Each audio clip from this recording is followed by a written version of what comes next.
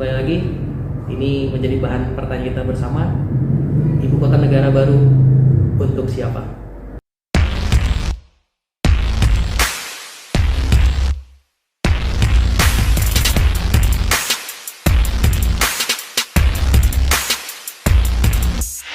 Selamat pagi semuanya. Kita kembali lagi dalam bincang-bincang Haris hari ini. Ya, ada beberapa hal yang mungkin kita bisa diskusikan pada kesempatan hari ini.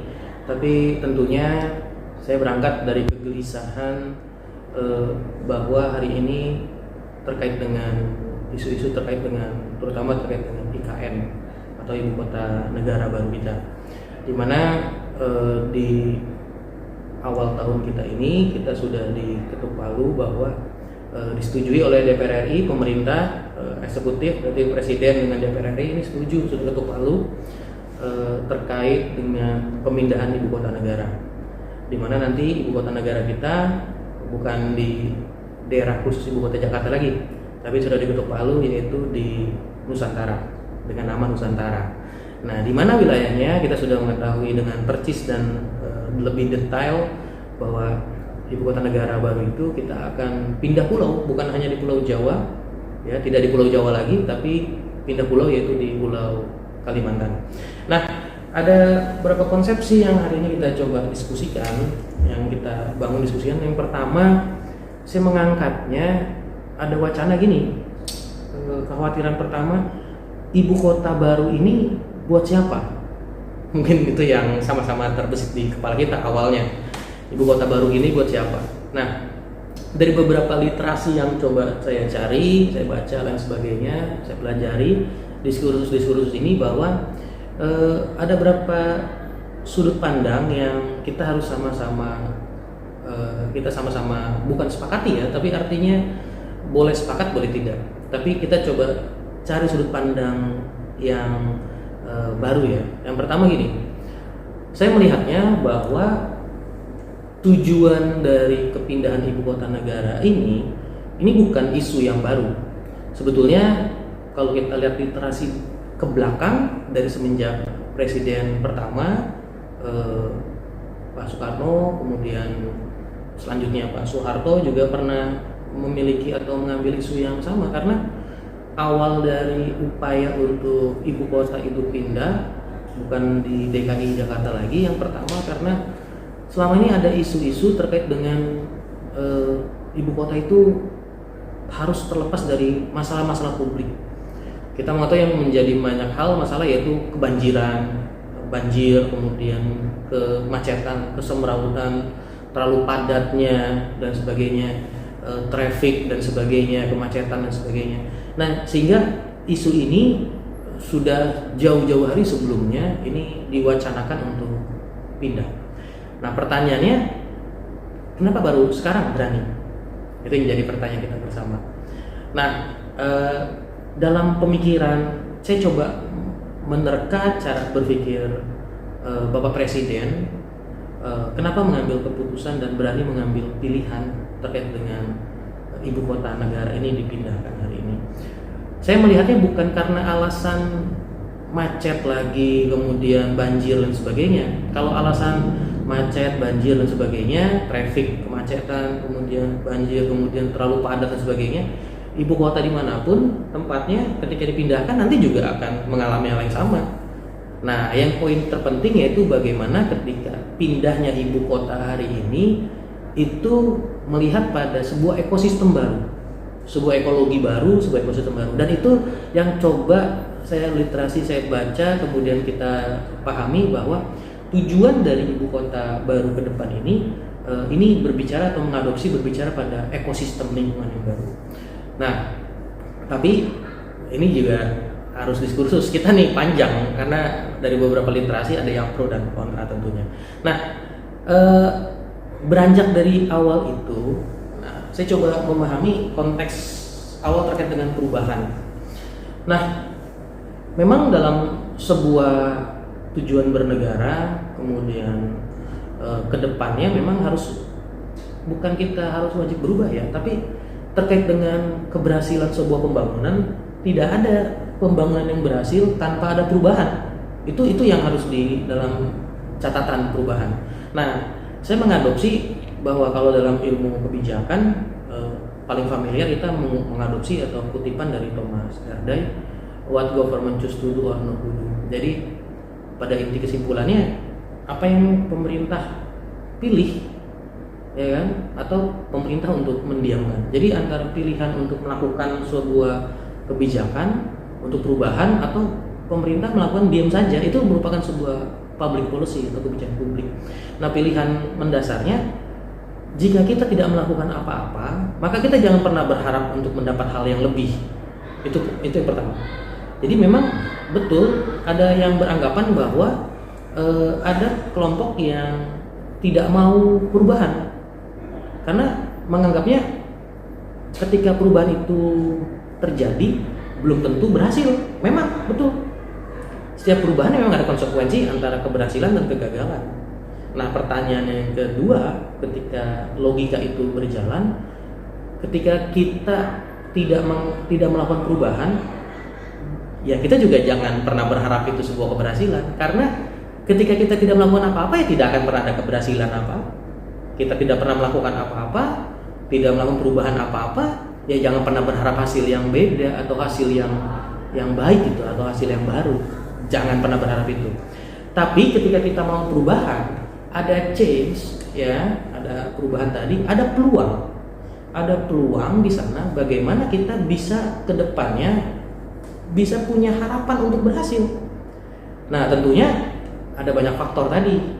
Nah, sehingga pendapat yang satunya lagi, tadi yang pertama pendapatnya bahwa ya buat apa berubah? Karena ketika mau perubahan pun belum tentu berhasil, belum tentu sukses. Betul, saya sepakat itu. Tapi saya juga mengadopsi mungkin pilihan yang kedua, alternatif lain, yaitu apa? Lebih baik melakukan perubahan, ya kan? Walaupun hasilnya belum tentu berhasil, belum tentu di situ misalnya ada potensi kegagalan, tapi di situ juga ada peluang untuk keberhasilan. Nah, disinilah kita melihat bahwa kita ambil peluang yang menjadi keberhasilan itu. Nah, itu ya. Oke. Selanjutnya diskusi kita akan beranjak bahwa tidak mudah memang untuk melakukan perubahan. Fase awal kita ingin melakukan perubahan memang tidak akan mudah, karena saya yakin kan ini belum terlihat wujudnya, bentuknya belum terlihat, baru sketsanya, baru gambaran ke depannya, baru set plan perencanaannya, sehingga banyak pihak, banyak kelompok mungkin yang optimis, tapi juga tidak sedikit juga yang pesimis terhadap perubahan yang diharapkan dari ibu kota negara baru ini. Apalagi pindah ke IKN. Nah, kemarin sudah ramai sekali di media kan, apalagi ada somasi dari ada sebuah kelompok yang sarkasme, ya, saya ngelihatnya ini isu sara yang sangat fundamental, ya kan. Ya, salah satu kader politisi kemudian membawa isu sara ini akhirnya menyinggung sebuah suku dan sebagainya yang kebetulan tempat tersebut jadi ibu kota negara, sehingga ini menjadi polemik dan sebagainya.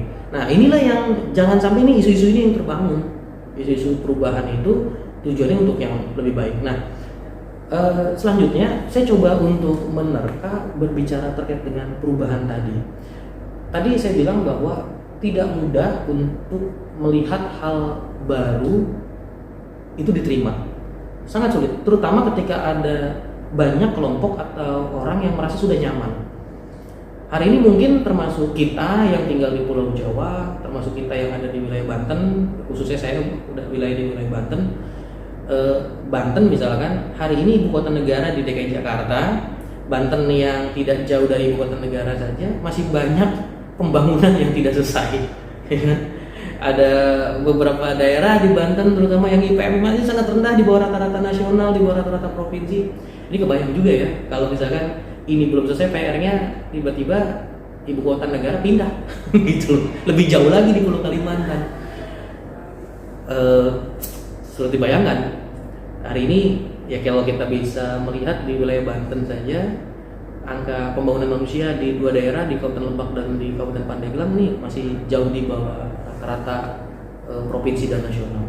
Rata-rata lama sekolahnya masih di bawah, kemudian indeks kesehatannya termasuk kematian bayi ibu melahirkan, kematian bayi, kekurangan gizi, stunting dan sebagainya. Ini masih banyak PR sekali terkait dengan hal ini.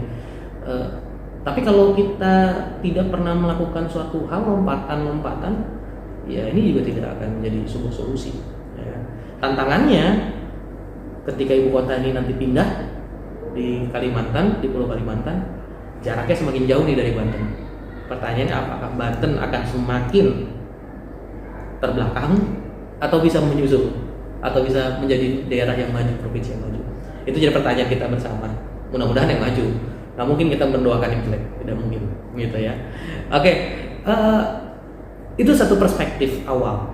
Nah, perspektif lainnya, saya melihat bahwa proses perpindahannya ibu kota negara baru ini bukan seperti membalikan telapak tangan, butuh perjuangan, butuh pengorbanan, dan butuh anggaran.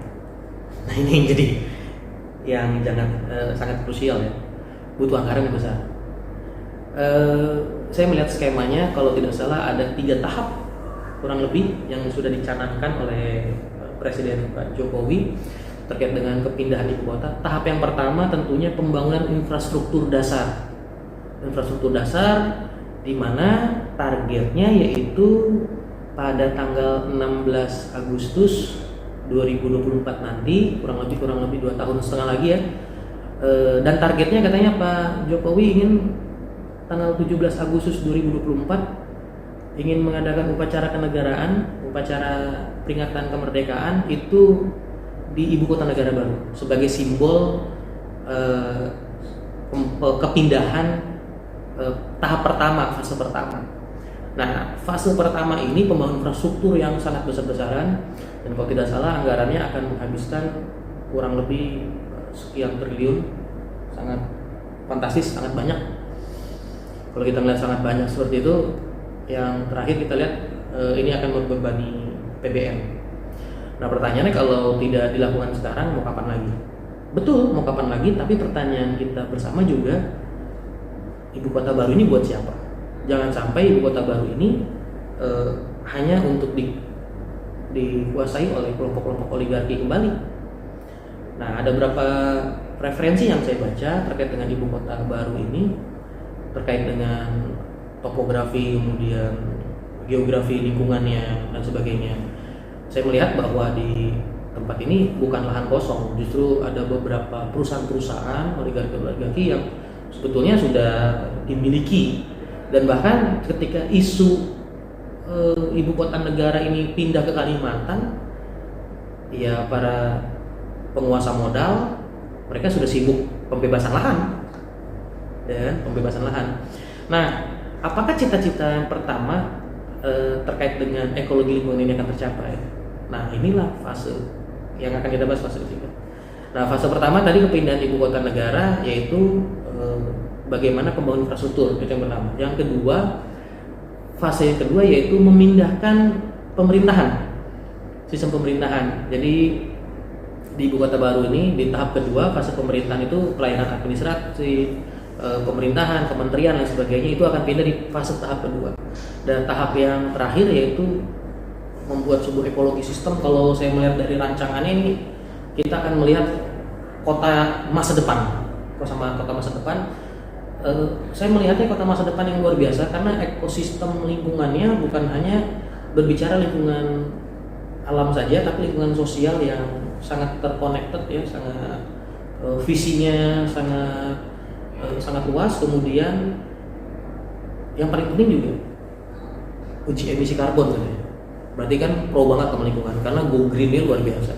Yang kita lihat juga memang sudah disiapkan hari ini pembangkit listriknya itu melalui, ya sudah dibuat katanya PLTU, dan ada sumbangsi terbesar nanti pembangkit tenaga listrik melalui air, melalui beberapa sungai-sungai besar yang ada di Kalimantan.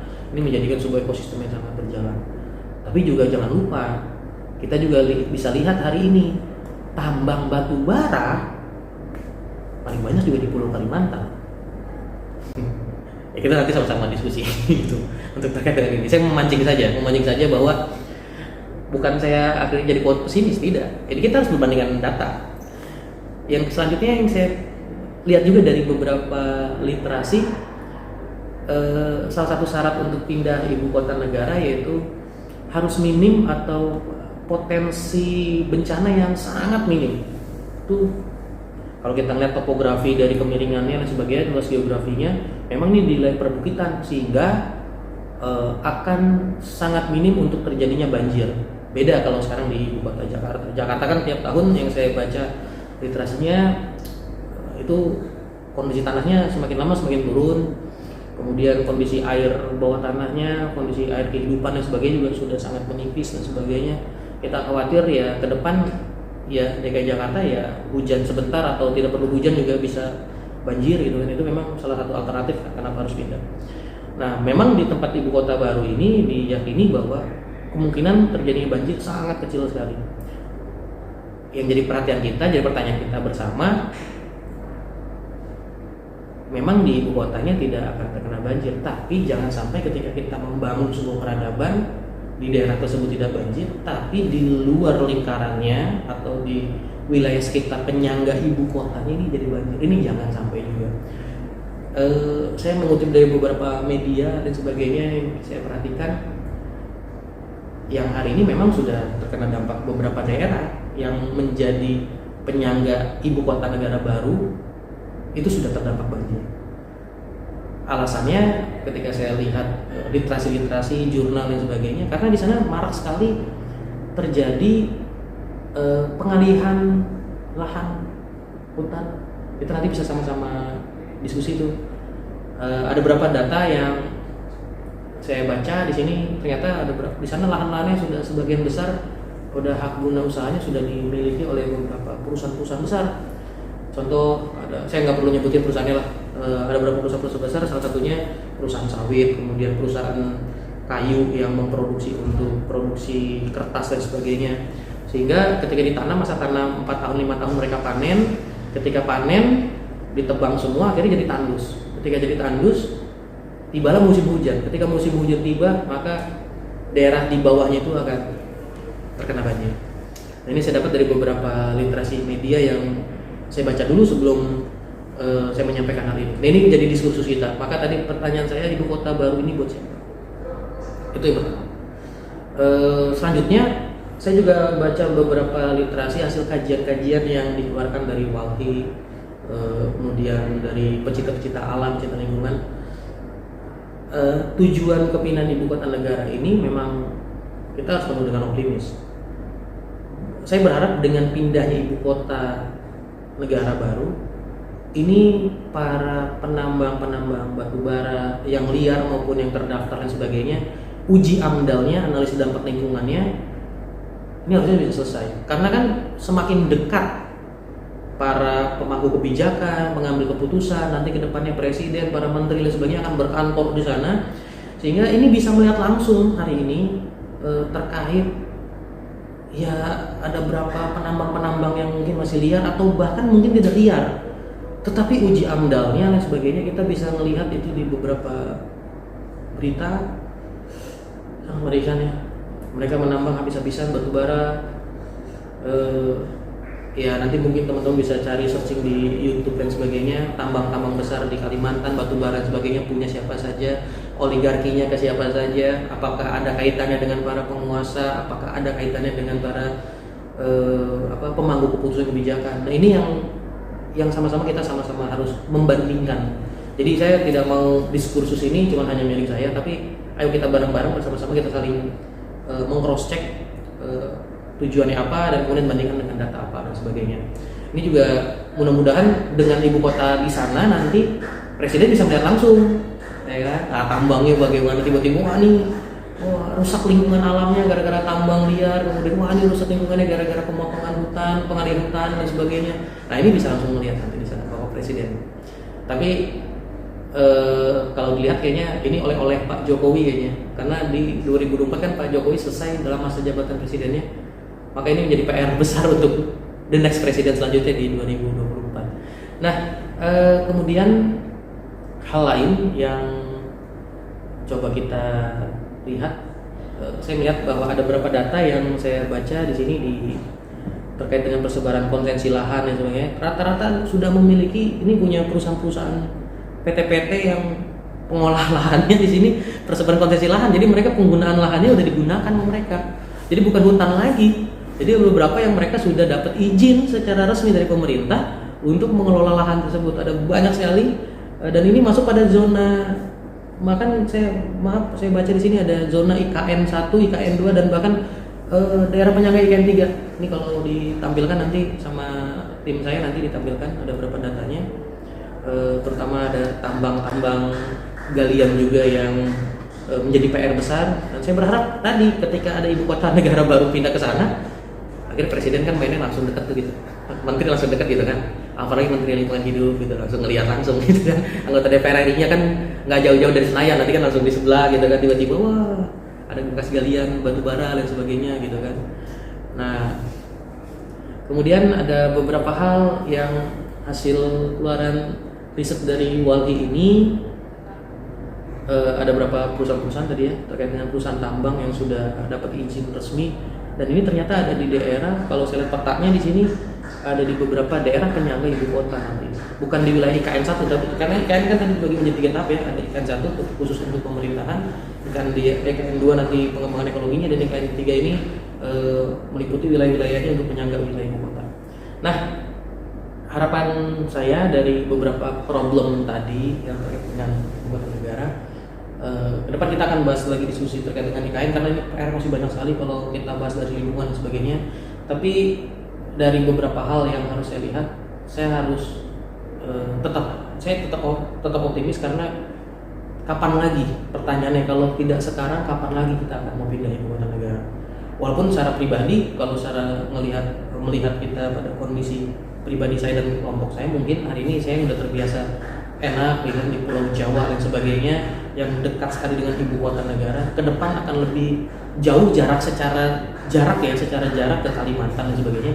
Tapi dengan hari ini perkembangan teknologinya sangat cepat, dunia digitalnya sangat cepat, ini tidak memungkinkan hanya jarak, tapi lebih melihat pada kondisi waktu. Jadi kalau rapat, meeting dan sebagainya nanti bisa lebih mudah, karena terkait dengan dekatnya jarak, bukan dekatnya jarak tapi lebih dekatnya waktu, karena dengan bantuan era dunia digital.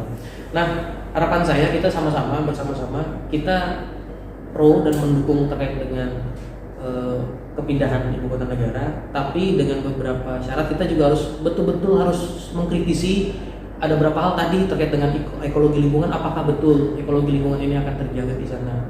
Kedua, pesan saya, ketika kita mendukung bukan artinya kita mendukung tanpa atau disebutnya babat alas ya, semua didukung, bukan begitu. Kita mendukung tapi bukan syarat, tapi ini memang bagaimana kita sama-sama menjaganya pada tujuan esensi awal, yaitu membuat ekosistem lingkungan dan menjadi sebuah kota peradaban yang sangat luar biasa di tahun 2045 ke depan. Kita meyakini bahwa tahun 2045 Indonesia pada masa keemasan dan kejayaan kita, karena di situ kita akan merayakan 1 abad kemerdekaan Indonesia. Mungkin itu saja diskursus dan diskusi saya. Sekali lagi, ini menjadi bahan pertanyaan kita bersama. Ibu kota negara baru untuk siapa?